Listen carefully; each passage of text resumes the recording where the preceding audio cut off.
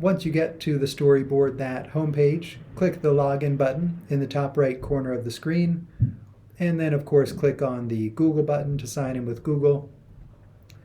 At this point, you might see the I accept button that you can click, or you might see your Google account email address, and you'll need to click on your account.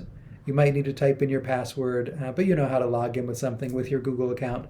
And once you get there, you'll see these buttons and you'll be ready to start. The button that you want to start with is Create a Storyboard.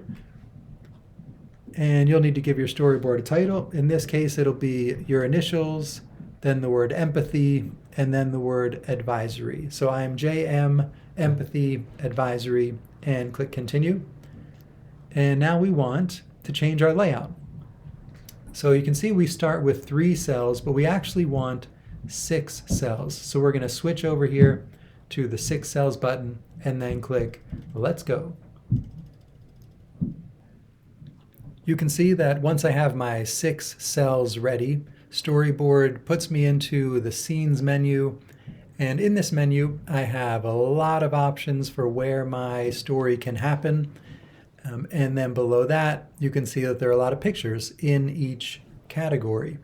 So if I switch over, for instance, say I want my scene to happen at school, I can click on school, and now I have a bunch of pictures I can scroll left and right through for where in the school I want my scene to happen.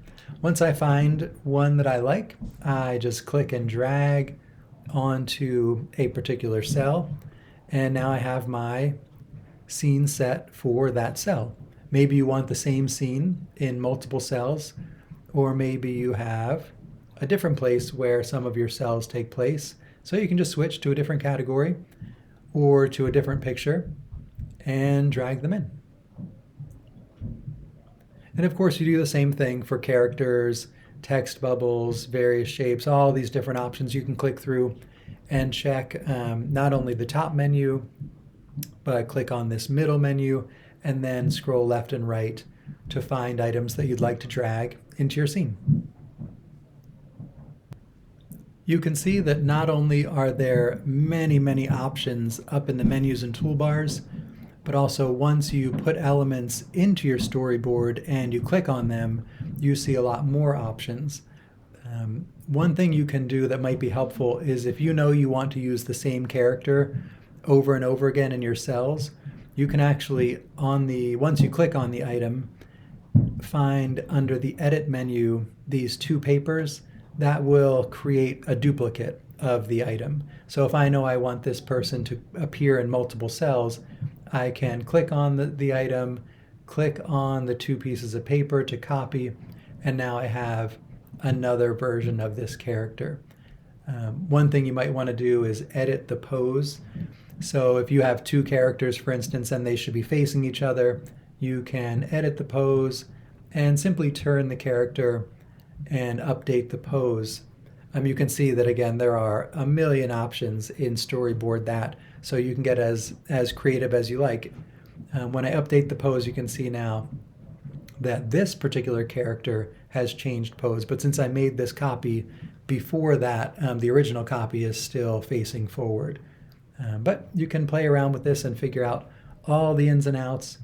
The last piece, whenever you're finished for the day or when you're completely finished with your storyboard, is to make sure you save it. Storyboard That does not automatically save. So down in the bottom right corner, you can see there's a Save and Exit button. So make sure you click on that button so that your storyboard is saved. To get back to it, you can just click on My Storyboards, and anything that you've created will be on that page. When you are completely finished with your storyboard, you of course will click that Save and Exit button. And then on the My Storyboards page, you can scroll down to your storyboard. So we'll pretend for a second that I am completely finished.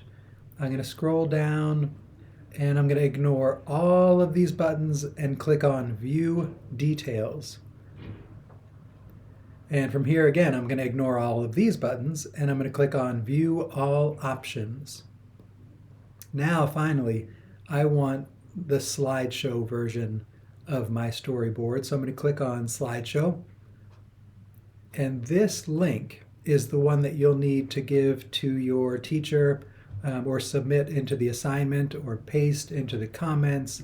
Whatever your teacher has instructed you to do with this link, you simply copy it and then paste it wherever it needs to go. And you're finished.